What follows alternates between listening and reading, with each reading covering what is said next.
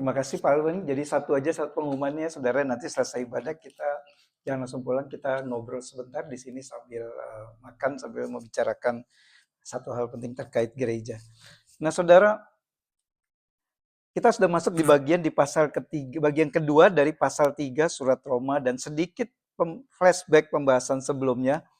Kalau mari kita lihat di pasal 2, kalau di pasal 2 Paulus katakan di pasal 2 bahwa orang Yahudi maupun orang kafir itu semuanya sama saja. Tapi kemudian di pasal 3 ayat 1 sampai 8, kalau kita lihat ingat beberapa minggu lalu, pasal 3 ayat 1 sampai 8, Paulus katakan ada hak istimewa, hak khusus yang Allah berikan kepada orang Yahudi, yang artinya menjadi orang Yahudi itu berbeda dan memiliki banyak sekali manfaatnya.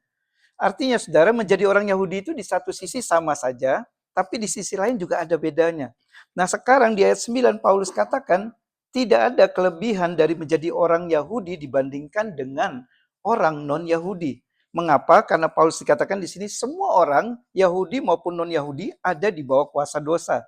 Nah, dari frasa yang sangat penting ini, karena semua orang ada di bawah kuasa dosa, kita akan melihat betapa merusaknya dosa dalam diri kita ini.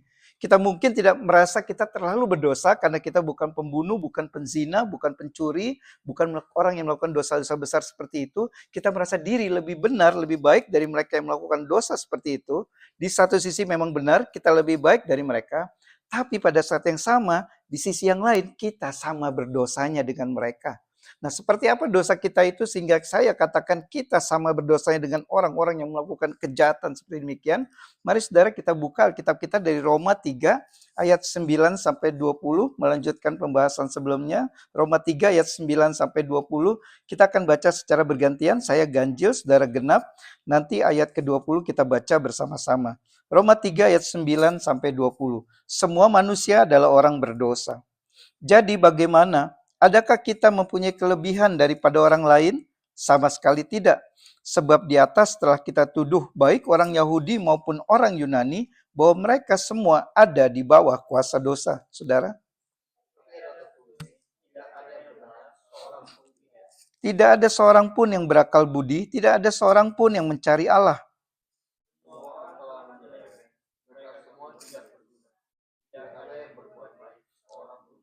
Kerongkongan mereka seperti kubur yang ternganga, lidah mereka merayu-rayu, bibir mereka mengandung bisa. Kaki mereka cepat untuk menumpahkan darah, dan jalan damai tidak mereka kenal.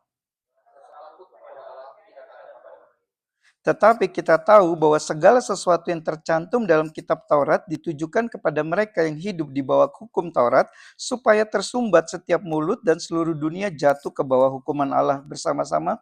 Sebab tidak seorang pun yang dapat dibenarkan di hadapan Allah oleh karena melakukan hukum Taurat, karena justru oleh hukum Taurat orang mengenal dosa. Mari kita sekali lagi berdoa. Bapa, kami sekali lagi datang kepadamu memohon pimpinan Roh Kudus-Mu. Biarlah Engkau sendiri yang akan menyatakan kebenaran firman-Mu ini. Biarlah setiap kami, baik hamba-Mu yang akan menyampaikan maupun jemaat yang mendengar, boleh mendapat berkat dari kebenaran firman Tuhan ini. Diajar, ditegur, dididik, dan diteguhkan melaluinya. Dalam nama Tuhan Yesus kami berdoa. Amin. Nah saudara, ada 3 poin khotbah hari ini seperti biasanya.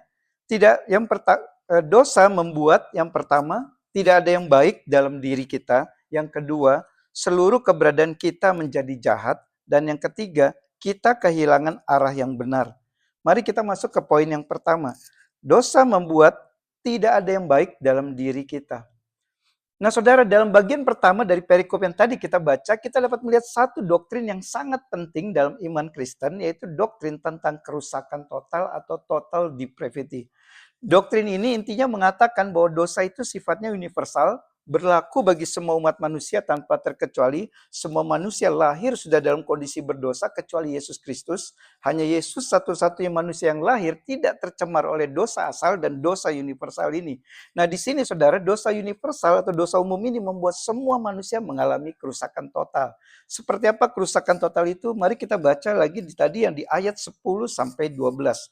Di ayat 9 bagian akhir Paulus mengatakan orang Yahudi maupun orang Yunani semuanya ada di bawah kuasa dosa. Frasa ini sangat penting, ada di bawah kuasa dosa, saudara. Paulus tidak katakan semua orang berbuat dosa, tapi Paulus katakan semua orang ada di bawah kuasa dosa. Jelas itu dua hal yang berbeda. Semua orang berbuat dosa, sama semua orang ada di bawah kuasa dosa. Nah, Paulus mau menunjukkan betapa berkuasanya dosa itu. Ada di bawah kuasa dosa berarti dosa itu kekuatannya begitu besar, melebihi kekuatan manusia, sehingga manusia ada di dalam kendalinya. Manusia tidak bisa lepas, bebas dari pengaruh dosa sepenuhnya. Manusia tunduk pada kuasa, belenggu, dan kutuk dosa.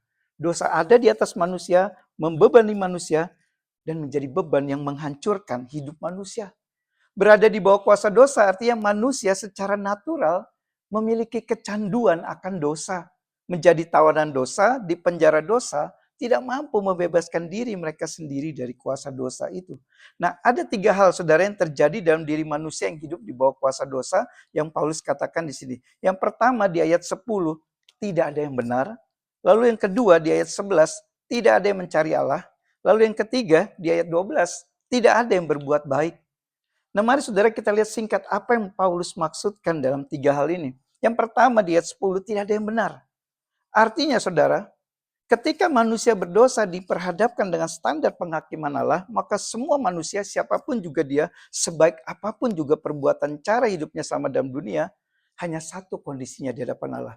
Tidak ada yang benar di hadapan Allah. Semua manusia bersalah di mata Allah, dan tidak ada yang benar di sini berarti dua hal sekaligus. Status diri manusia itu sudah tidak benar, sekaligus tidak ada hal apapun yang dapat manusia lakukan yang dapat membuatnya menjadi orang benar di hadapan Allah. Semua manusia berada di bawah kuasa dosa. Berarti semua manusia bersalah di hadapan Allah.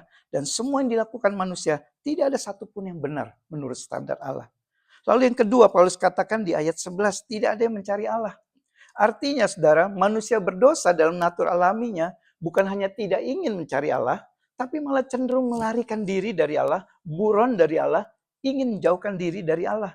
Manusia berdosa akan mencari apapun yang bisa dicari dan ditemukan di dalam dunia ini, harta, uang, kesuksesan, validasi diri, pengakuan eksistensi diri, kenikmatan dunia, kesenangan jasmani, dan seterusnya, apapun itu kecuali Allah. Manusia berdosa tidak akan memiliki keinginan sedikit pun untuk mencari Allah. Sebaliknya mereka akan mencari apapun yang ditawarkan dunia ini sebagai pengganti Allah. Lalu dampak yang ketiga, Paulus katakan di ayat 12, tidak ada yang berbuat baik. Apa artinya saudara? Artinya Paulus bukan katakan tidak ada satupun lagi manusia yang bisa melakukan kebaikan dalam hidupnya. Jelas dalam realita kehidupan masih ada orang yang hidup moral, etika, agamawinya sangat baik.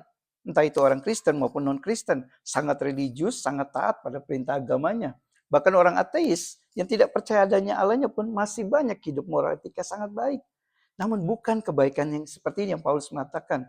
Paulus maksudkan di sini adalah bahwa manusia bisa saja berbuat hal yang baik di hadapan manusia lainnya, namun yang terbaik yang dapat dilakukan manusia itu tetap tidak dapat memenuhi standar kebaikan yang Allah kehendaki manusia lakukan. Ketaatan religius, kebaikan moral, etika yang tinggi, semua ini bisa jadi sesuatu yang baik di hadapan manusia, tapi di hadapan Allah, sebaik apapun itu juga, tetap masih ada cacat celah. Entah motivasinya salah, entah ada sedikit niat yang kurang baik, atau mencari keuntungan diri, entah tidak sepenuh hati dan kurang sungguh-sungguh melakukannya. Intinya Paulus mengatakan, tidak ada satupun kebaikan yang dilakukan manusia berdosa itu yang dapat cukup baik di hadapan Allah. Semua hal baik yang bisa dilakukan manusia pasti masih ada setitik cacat celah dan noda di dalamnya. Alkitab katakan kesalehan kita seperti kain kotor di hadapan Allah. Nah saudara, mari refleksikan kondisi hidup kita dengan apa yang dikatakan Paulus ini. Apakah kita pernah merasa diri kita sudah cukup benar di hadapan Allah karena aktivitas rohani kita yang luar biasa itu? Aktif pelayanan, komitmen tinggi beribadah setiap minggu, selalu mau belajar Alkitab dan doktrin. Atau kita merasa diri kita lebih benar dari orang lain karena hidup moral, sosial, etika sudah oke, standar kita tinggi. Kita memegang teguh idealisme kita dengan nilai hidup yang kita yakini benar dan kita praktekkan itu dengan sangat baik. Kita tidak mudah berkompromi dengan praktek dan nilai dunia seperti orang lain yang kita lihat sangat berkompromi. Dan kita merasa sudah sangat tulus dalam melakukan banyak kebaikan sehingga kita merasa saya cukup benar di hadapan Allah. Atau minimal lebih benar dari orang lain yang hidupnya dalam tanda kutip jahat itu. Jika kita saudara berpikir seperti itu, saya ini orang baik, saya orang Kristen yang rohani, saya lebih baik dari si A atau si B.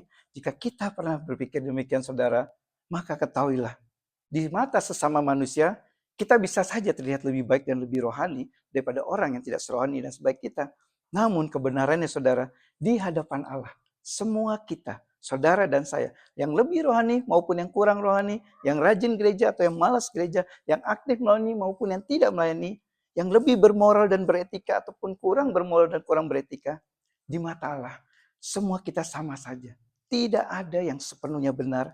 Tidak ada yang sungguh-sungguh murni hatinya ingin mencari Allah tanpa henti. Dan tidak ada yang bisa melakukan satu perbuatan baik dengan sempurna tanpa setitik pun noda dosa di dalamnya. Semua kita di hadapan Allah sama tidak benarnya, sama tidak murninya, sama ada tipu daya muslihatnya. Hanya beda kadar saja saudara. Tapi intinya semua kita sama bersalah di hadapan Allah. Sama-sama tidak memiliki kebaikan di mata Allah. Nah saudara, pertanyaannya sekarang, mengapa kita sama bersalahnya dengan orang yang hidupnya jahat dan kacau yang kita lihat di luar itu?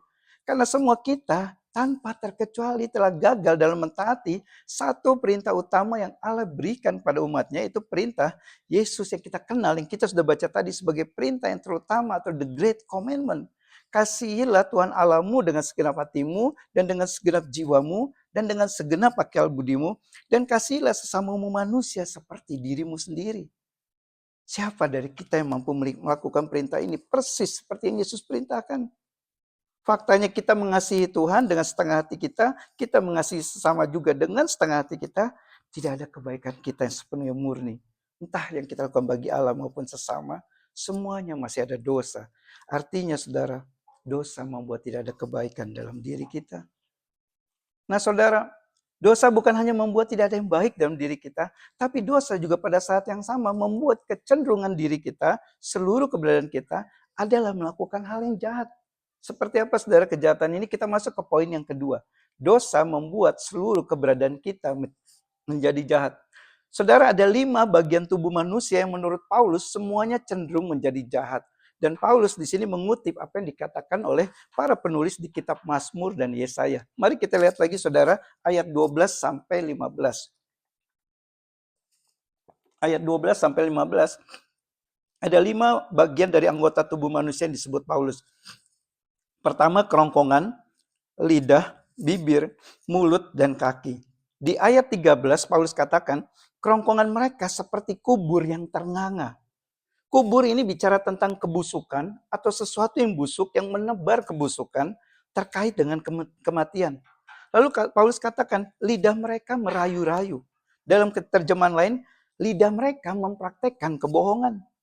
Lalu dikatakan bibir mereka mengandung bisa. Bisa di sini bicara tentang sesuatu yang bersifat sangat mematikan. Dan mulut mereka penuh dengan sumpah serapah. Sumpah serapah bicara tentang sesuatu yang isinya tidak baik yang menghancurkan. Nah, setelah menyebutkan aspek yang terkait dengan perkataan ini, Paulus pindah ke aspek terkait dengan langkah. Di ayat 15 Paulus katakan, kaki mereka cepat untuk menumpahkan darah. Mereka cepat untuk menumpahkan darah, saudara. Artinya mereka senang melakukan hal yang jahat. Orang berdosa senang melakukan hal-hal yang bisa menghancurkan dan membinasakan kehidupan. Nah, apa yang kita lihat sini, saudara? Seluruh keberadaan dan aspek kehidupan manusia menjadi jahat karena dosa.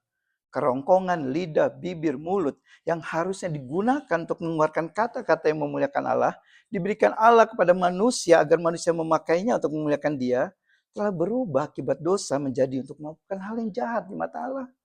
Alih-alih memuliakan Allah, manusia berdosa memakai mulutnya untuk mempermalukan nama Allah.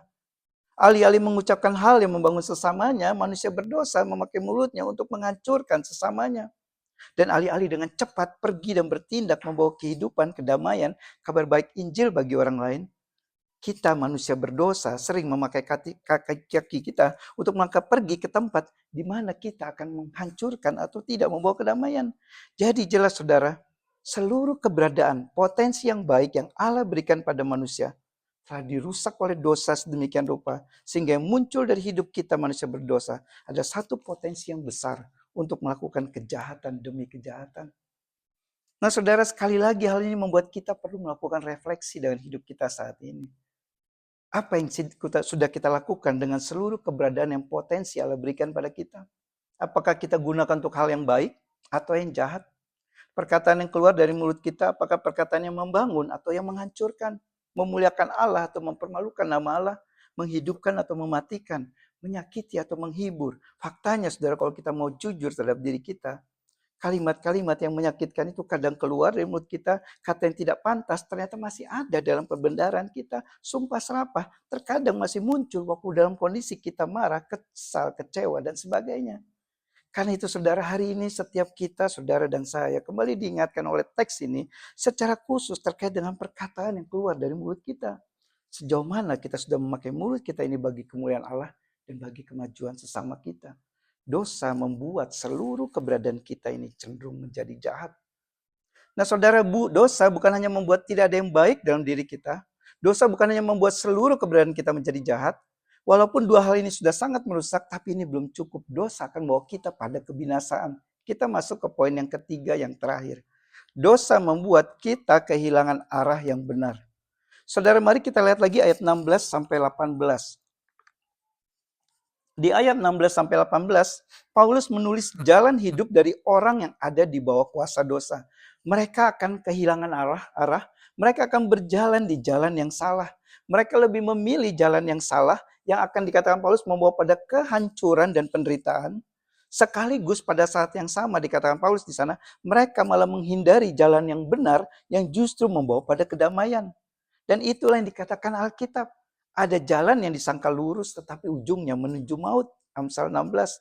Dosa membutakan manusia dari jalan yang benar. Dosa membuat manusia memilih untuk mengikuti jalan yang menuju pada kebinasaan. Dosa membuat manusia tidak tahu kemana arah jalan yang membawa kepada kehidupan itu. Jadi saudara, inilah tiga hal yang akan terjadi dalam hidup seseorang yang masih di bawah kuasa dosa. Tidak ada yang baik dalam dirinya, seluruh keberadaannya menjadi jahat, kehilangan arah yang benar dalam jalan hidupnya. Dan tiga hal ini saudara menunjukkan kondisi hidup manusia yang benar-benar tanpa harapan untuk dapat selamat dari penghakiman Allah dengan menggunakan kekuatan dan kebaikan dirinya. Dan selain itu saudara, kondisi manusia yang seperti ini menunjukkan bahwa manusia membutuhkan seorang juru selamat. Bukan hanya seorang pemberi teladan atau guru moral yang hidup dan ajaran baik. Dan ini saudara, inilah kondisi semua kita. Tidak ada sedikit pun kebaikan dalam diri kita yang dapat kita banggakan di hadapan Allah. Seluruh keberadaan kita kecenderungannya juga melakukan hal yang jahat. Dan kita adalah orang-orang yang telah kehilangan arah dalam hidup ini. Karena itulah Kristus harus datang ke dalam dunia ini untuk menyelamatkan kita. Dan sangat berbeda dengan kita yang tidak memiliki sedikit pun kebaikan dalam diri kita. Kristus justru tidak memiliki sedikit pun kejahatan di dalam dirinya. Hanya ada kebaikan di dalam diri Kristus. Dan jika kecenderungan kita adalah berbuat kejahatan, sebaliknya saudara, tidak ada satu titik pun kejahatan di dalam diri Kristus. Kristus menjalani hidupnya sepenuhnya melakukan kebaikan dan ia melakukan dengan sempurna, murni, tanpa cacat celah. Dan karena kita sudah salah jalan, kehilangan arah, Kristus datang bukan hanya untuk menunjukkan jalan yang benar kepada kita, tetapi ia sendirilah jalan kebenaran dan hidup itu. Memiliki Kristus sama dengan memiliki hidup yang kekal itu. Dan inilah yang Paulus sedang katakan kepada orang Kristen Yahudi pembaca suratnya itu. Bahwa hanya Kristus satu-satunya pengharapan mereka untuk dapat selamat dari penghakiman Allah atas dosa-dosa mereka. Dan karena mereka berbangga diri, berpikir bahwa mereka dapat selamat karena mereka adalah orang Yahudi yang memiliki Taurat Allah dan melakukan hukum Taurat. Maka Paulus katakan dengan tegas di ayat 20. Di ayat 20 tadi Paulus katakan, sebab tidak ada seorang pun yang dapat dibenarkan di hadapan Allah oleh karena melakukan hukum Taurat. Karena justru oleh hukum Taurat orang mengenal dosa. Artinya saudara, alih-alih dapat menyelamatkan, hukum Taurat di sini justru menjadi seperti cermin yang menunjukkan kepada manusia betapa berdosanya dirinya dan betapa dia sangat membutuhkan anugerah keselamatan dari Allah. Dan Kristus datang ke dalam dunia ini menjadi satu-satunya manusia yang dapat melakukan seluruh hukum Taurat itu dengan sempurna. Kristus sendiri datang, katakan, aku datang bukan untuk meniadakan hukum Taurat, tetapi untuk menggenapinya. Dan karena Kristus telah melakukan semua hukum Taurat Allah dengan sempurna itu, maka kita semua saudara dan saya, orang-orang berdosa yang berada di dalam Kristus ini, kita dapat terhindar dari murka Allah atas kegagalan kita dalam melakukan perintah Allah dalam Tauratnya. Dosa dan kuasa dosa telah dipatahkan Kristus di atas kayu salib. Sehingga kita yang saat ini walaupun masih dapat jatuh dalam dosa, tapi kita sudah tidak lagi berada di bawah hukum dosa dan kuasa dosa. Hanya Kristus, satu-satunya pengharapan manusia untuk bisa berdamai kembali dengan Allah. Jadi saudara, setelah melihat kebobrokan dan kepapaan kita dari perikop ini, maka pertanyaannya sekarang, apa yang dapat kita banggakan dalam diri kita? Sekali lagi, perbuatan baik kita, hidup moral kita, hidup rohani kita, ketaatan agamawi kita, di hadapan manusia sesama kita, mungkin hal ini mesti bisa kita banggakan. Dan memang dari perspektif manusia, semua hal itu memiliki nilai yang cukup berharga. Adalah baik jika kita milikinya. Hidup moral kita baik, rohani kita baik. Namun sekali lagi saudara, di hadapan Allah, tidak ada satu pun sedikit pun yang dapat kita banggakan dari semua hal baik tersebut. Hanya satu yang dapat kita banggakan dan harus selalu kita proklamirkan kepada dunia ini, yaitu Kristus dan karya salib Kristus. Dan kita harus membawa dua kabar ini saudara kepada orang-orang di sekitar kita. Kabar pertamanya adalah kabar tentang betapa berdosanya kita di hadapan Allah. Sebaik apapun juga hidup kita saat ini. Dan kabar kedua adalah kabar tentang betapa besarnya anugerah Allah bagi kita, orang-orang berdosa ini, yang telah Allah pilih untuk Ia selamatkan. Hanya mereka yang telah menyadari kabar buruk akan betapa berdosanya dirinya lah ini, yang dapat menyadari betapa berharga dan agungnya kabar baik Injil Yesus Kristus itu. Dan perikop hari ini saudara menunjukkan kabar buruk, betapa berdosanya kita di hadapan Allah. Nanti perikop di minggu depan dan seterusnya akan menunjukkan betapa besarnya kasih Allah kepada kita orang-orang berdosa ini. Kiranya kabar baik yang Injil yang agung ini akan selalu menggetarkan hati kita. Amin. Mari kita berdoa. Kami sekali lagi datang kepadamu ya Tuhan. Kami bersyukur berterima kasih untuk kebenaran firman Tuhan yang sudah kembali mengingatkan kami. Kami adalah orang-orang berdosa yang tidak memiliki sedikit pun kebaikan di dalam diri kami. Mungkin manusia sesama kami bisa melihat kebaikan itu dalam diri kami. Tapi di hadapan Allah, semua kebaikan kami seperti kain yang kotor, penuh dengan cacat celah dan noda dosa. Karena itu Tuhan, ampunilah kami dalam segala kekurangan, kelemahan, dan keberdosaan kami. Dan Roh Kudus tolonglah kami supaya kami terus menyadari bahwa berita Injil itu adalah berita yang menguatkan kami waktu kami sadar betapa kami butuh anugerah Allah, sekaligus juga menjadi satu kekuatan untuk kami bisa menghidupi kehidupan seperti yang Kau inginkan. Dalam nama Tuhan Yesus kami berdoa dan kami bersyukur untuk firman Tuhan. Amin.